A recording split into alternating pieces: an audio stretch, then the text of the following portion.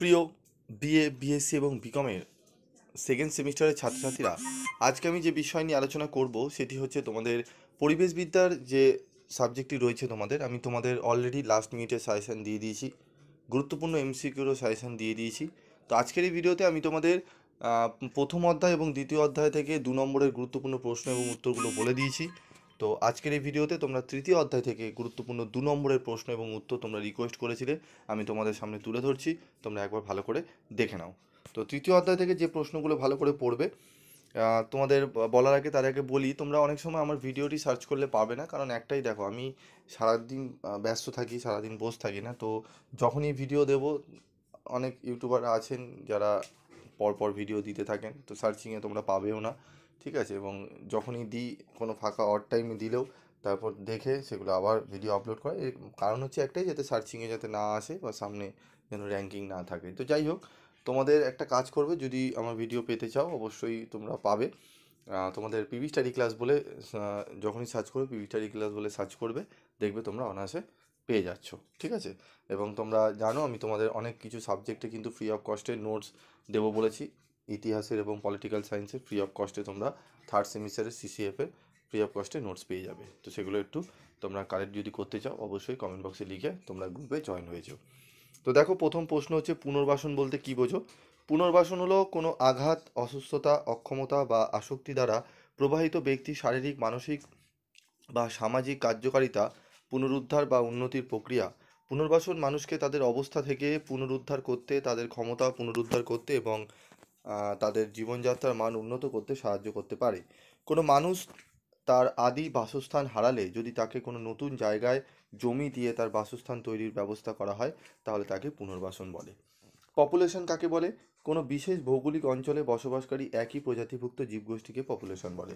জনঘনত্ব কোনো স্বাস্থ্যের কোনো স্থানের কোনো নির্দিষ্ট অঞ্চলের মোট জনসংখ্যাকে ওই নির্দিষ্ট স্থানের জমির আয়তন দিয়ে ভাগ করলে তাকে জনঘনত্ব বলে। কাম্য জনসংখ্যা কি? যদি কোনো দেশের জনসংখ্যা ওই দেশের সম্পদের যোগানের সাথে সমতাপূর্ণ বা সমানুপাতিক হয়, তবে তাকে কাম্য জনসংখ্যা বলে। ভারতের দুটি নিম্ন জনঘনত্ব যুক্ত অঞ্চলের নাম হলো হিমাচল প্রদেশ ও অরুণাচল প্রদেশ। অভিবাসন কি? একই প্রজাতির কিছু সংখ্যক জীব যখন একক সময়ের ব্যবধানে নির্দিষ্ট বসতিতে বসবাস শুরু করে, তখন তাকে অভিবাসন বলে। প্রবাসন কি? যখন একটি পপুলেশনের কিছু সংখ্যক জীব একক সময়ের ব্যবধানে নিজেদের বসতি ছেড়ে চলে যায়, তখন তাকে প্রবাসন বলে। জন্মহার কাকে বলে? একক সময়ে জননের মাধ্যমে যে সংখ্যার নতুন সদস্য পপুলেশনে যুক্ত হয়, তাকে জনাহার বা ন্যাটালিটি বলে। প্রকৃত জন্মহার বা ন্যাটালিটি কি? একক সময়ে কোনো পপুলেশনের প্রকৃতপক্ষে যে সংখ্যায় নতুন সদস্যের জন্ম হয়, তাকে প্রকৃত ন্যাটালিটি বলে। প্রকৃত মৃত্যুহার বা মর্টালিটি কি?